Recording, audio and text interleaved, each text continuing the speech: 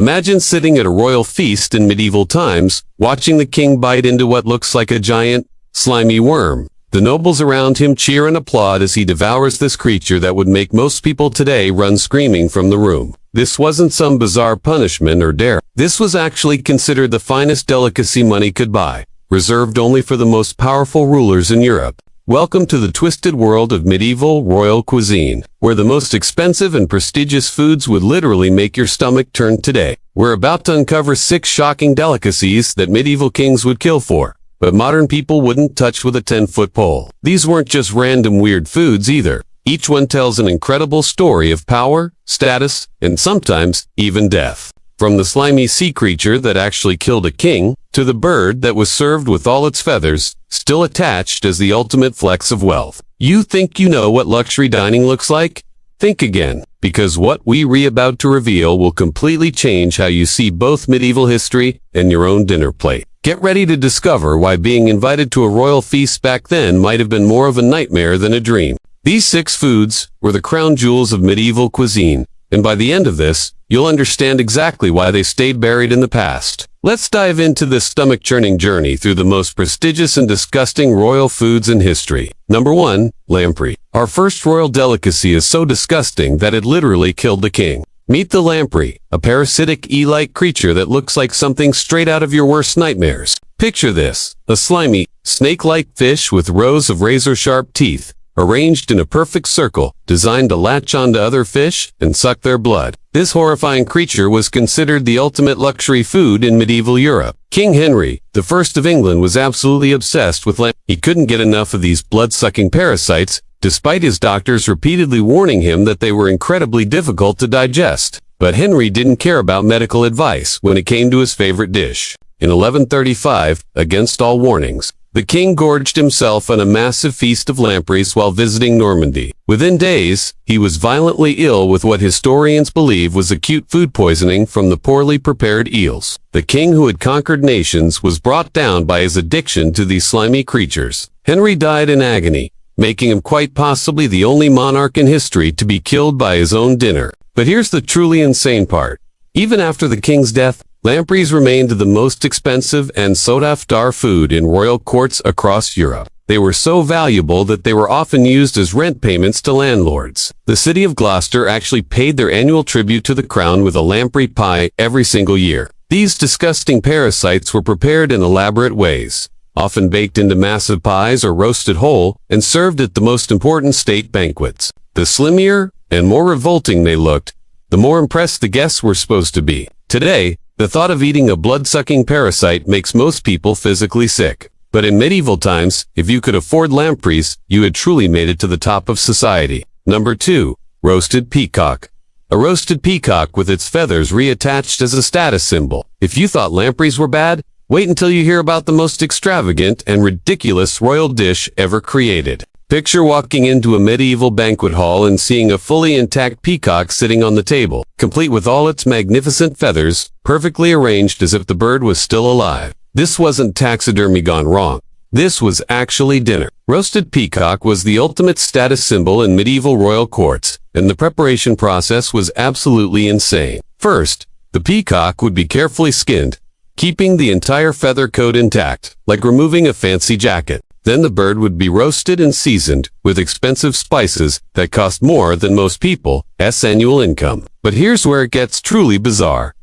After cooking, the servants would meticulously sew the feathered skin back onto the cooked bird. The result was a roasted peacock that looked completely alive and untouched, sitting majestically on golden platters. Sometimes they would even prop the bird up in lifelike poses, with its tail feathers fanned out in full display. The more realistic it looked, the more impressed the guests were supposed to be. This wasn't just about taste, it was pure theater, designed to show off incredible wealth and power. Only the richest nobles could afford peacocks, and the elaborate preparation required teams of skilled cooks and servants working for hours. The actual eating experience was reportedly terrible, with most guests describing the meat as tough, dry, and barely edible. But nobody cared about the taste because the real purpose was to demonstrate that you had so much money you could afford to waste it on the most impractical meal imaginable. Medieval chronicles record that some banquets featured multiple peacocks arranged like a living garden, creating an almost surreal dining experience. Today, the idea of eating a bird that has been dressed back up in its own feathers seems absolutely revolting and completely pointless. But in medieval times, if peacock was on your menu, you were dining with the most powerful people in Europe. Number 3. Swan. Swan is an exclusive royal dish with special rituals. Just when you thought peacocks were the peak of medieval dining insanity, let me introduce you to another feathered nightmare that graced royal tables. Roasted swan was not just a meal, it was a sacred ritual reserved exclusively for royalty and the highest nobility. In medieval England, all swans were considered property of the crown, meaning that eating one without royal permission was literally a crime, punishable by death. This made swan the most exclusive meat in the entire kingdom, more precious than gold or jewels. The preparation of swan was even more elaborate and disturbing than peacock, involving ancient ceremonies that dated back to pagan times. Before cooking, the swan would be presented alive to the king, who would make a solemn vow or oath while placing his hand on the bird's neck. This ritual, called the vow of the swan, was considered so sacred that breaking it would bring terrible curses upon the oath. After the ceremony, the swan would be killed and prepared using secret recipes passed down through generations of royal cooks. The cooking process took an entire day, with the bird being stuffed with exotic spices, fruits, and sometimes even smaller birds in a grotesque nesting doll effect. Like peacock, the swan would be redressed in its own feathers after cooking, but with an added twist of horror. The swan's long neck would be positioned to curve gracefully over the platter, with its beak often gilded in real gold to enhance the theatrical effect. Medieval guests reported that the sight of these golden-beaked swans was both magnificent and deeply unsettling. The meat itself was described as incredibly tough and fishy, with a texture that most people found completely revolting. But the taste was irrelevant because swan represented the ultimate expression of royal power over nature itself. Chronicles from the time describe elaborate swan feasts, where dozens of these birds would be arranged around the hall like ghostly sets. The psychological impact was intentional, designed to remind everyone present of the king's absolute authority over life and death. Today, the idea of eating a swan seems not just disgusting, but almost sacrilegious, especially given their association with grace and beauty. Number 4. Humble pie. A pie made from deer offal, which is the origin of the word humble pie. Our next medieval delicacy has a name that perfectly captures how disgusting it really was. And it actually gave birth to a phrase we still use today. Meat humble pie, a revolting concoction made from the internal organs of deer that would make even the bravest food enthusiast lose their appetite. The word humbles referred to the heart, liver, lungs, and other internal organs of deer, also known as the humble parts of the animal. This is where our modern expression eating humble pie comes from, meaning to be humiliated or forced to apologize. But here's the twisted part. In medieval times, humble pie wasn't considered humble food at all. It was actually a luxury dish served at the most exclusive hunting parties and royal feasts. The preparation process was absolutely nauseating by today's standards. Fresh deer organs would be chopped up while still warm from the hunt, mixed with suet, spices, and sometimes blood to create a chunky, dark filling. This grotesque mixture would then be baked inside a thick pastry crust, creating what looked like an innocent meat pie from the outside. But cutting into it revealed a horrifying interior of mixed organs that resembled something from a butcher's nightmare. Medieval nobles considered this the ultimate delicacy because it represented the freshest possible meat, consumed within hours of the kill. The stronger and more metallic the taste, the more prized the pie was considered to be. Hunting parties would compete to see who could stomach the most humble pie, with some nobles eating multiple servings to prove their toughness. The pie was often served still warm, with the organ meat having a texture that guests described as slippery and disturbingly soft. Chronicles from the period mention that the smell alone was enough to make servants faint while preparing the dish. Yet this revolting creation was so associated with wealth and status that lower classes would try to imitate it using cheaper animal organs. The irony is incredible. A dish made from what we now consider waste parts was once the height of medieval luxury dining. Today, the thought of eating a pie filled with warm deer organs makes most people physically ill. But in medieval times, being offered humble pie meant you were dining with the elite hunters and nobles of society. Number 5. Blancmange. a strange-looking chicken pudding with almond milk. Get ready for perhaps the most confusing and disturbing dish in medieval royal cuisine. Something that sounds innocent but was actually a culinary nightmare. Blancmange, which literally means white food in French, was considered the pinnacle of sophisticated dining in medieval courts across Europe, but don't let the elegant name fool you, because this dish was absolutely revolting by any modern standard. Medieval blancmange wasn't the sweet, creamy dessert you might imagine from the name. Instead, it was a bizarre mixture of shredded chicken or fish, ground almonds, rice, sugar, and milk, all boiled together into a thick, paste-like consistency. The result looked like chunky, off-white porridge with mysterious lumps of meat floating throughout. But here's where it gets truly disgusting.